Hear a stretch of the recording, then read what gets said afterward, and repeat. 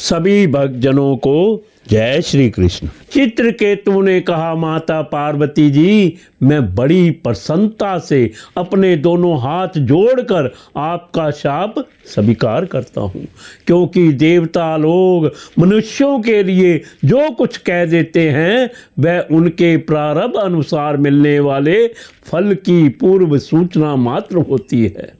हे देवी, यह जीव अज्ञान से मोहित हो रहा है और इसी कारण इस संसार चक्र में भटकता रहता है तथा सदा सर्वदा सर्वत्र सुख और दुख भोगता रहता है।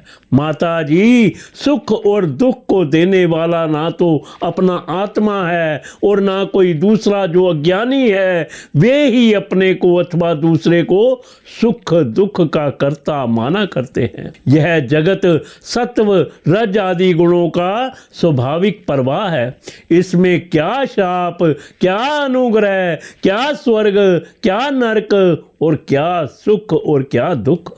एकमात्र परिपूर्ण तुम भगवान ही बिना किसी की सहायता के अपनी आत्म स्वरूपणी माया के द्वारा समस्त प्राणियों की तथा उनके बंधन, मोक्ष और सुख दुख की रचना करते हैं। माता जी, भगवान श्री हरि सब में सम और माया आदि मल से रहित हैं।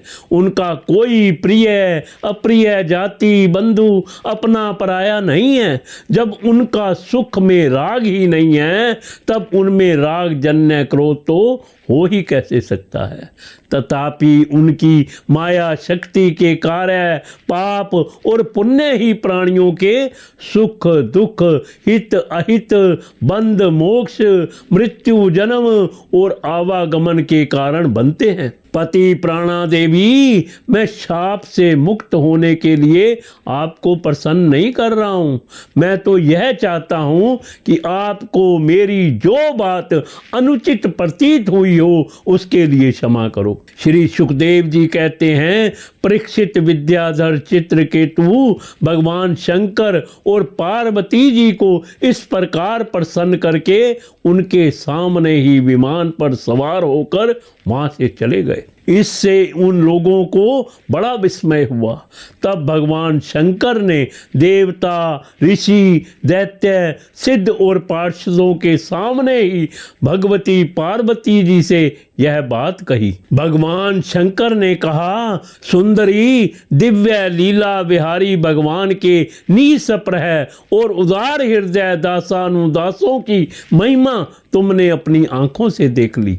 जो लोग भगवान के शरणागत होते हैं किसी से भी नहीं डरते, क्योंकि उन्हें स्वर्ग, मोक्ष और नरकों में भी एक ही वस्तु के केवल भगवान के ही समान भाव से दर्शन होते हैं। जीवों को भगवान की जन्म मरण और शाप अनुग्रह आदि द्वंद्व प्राप्त होते लीला से ही देह का संयोग होने के कारण सुख दुख, जन्म मरण और शाप अनुग्रह आदि द्वंद्व प्राप्त होते हैं। जैसे स्वप्न में भेद भ्रम से सुख दुख आदि की प्रतीति होती है और जागृत अवस्था में ब्रह्मवश माला में ही सर्प बुद्धि हो जाती है, वैसे ही मनुष्य अज्ञानवश आत्मा में देवता, मनुष्य आदि का भेद तथा गुण दोष आदि की कल्पना कर लेता है। जिनके पास ज्ञान और वैराग्य का बल है और जो भगवान वासुदेव के चरणों में भक्ति भाव रखते हैं, उनके लिए इस जगत में ऐसी कोई भी वस्तु नहीं है जिसे वे है या उपादेय समझकर राग द्वेष करें। मैं ब्रह्मा जी, सनकादि, नारद, ब्रह्मा जी के पुत्र भृगु आदि मुनि और बड़े बड़े देवता कोई भी भगवान की लीला का रहस्य नहीं जान पाते। ऐसी अवस्था में जो उनके नन्हे से नन्हे अंश हैं और अपने को उनसे अलग ईश्वर मान बैठे हैं, वे उनके स्वरूप को जान ही कैसे सकते हैं। भगवान को ना कोई प्रिय है और ना अप्रिय, उनका ना कोई अपना है और ना पराया। वे सभी प्राणियों के आत्मा हैं, इसलिए सभी प्राणियों के प्रियतम हैं। प्रिय, यह परम भाग्यवान चित्रकेतु उन्हीं का प्रिय अनुचर, शांत एवं समदर्शी है, और मैं भी भगवान श्री हरि का ही प्रिय हूँ। इसलिए तुम्हें भगवान के प्यारे भक्त, शांत समदर्शी महात्मा पुरुषों के संबंध में किसी प्रकार का आश्चर्य नहीं करना चाहिए। श्री सुखदेव जी कहते हैं, परीक्षित, भगवान शंकर का यह भाषण सुनकर भगवती पार्वती की चित्तवृत्ति शांत हो गई और उनका विस्मय जाता रहा। भगवान के परम प्रेमी भक्त चित्रकेतु भी भगवती पार्वती को बदले में शाप दे सकते थे, परंतु उन्होंने उन्हें शाप ना देकर उनका शाप सिर चढ़ा लिया। यही साधु पुरुष का लक्षण है। यही विद्याधर चित्रकेतु दानव योनि का आश्रय लेकर त्वष्टा के दक्षिणाग्नि से पैदा हुए।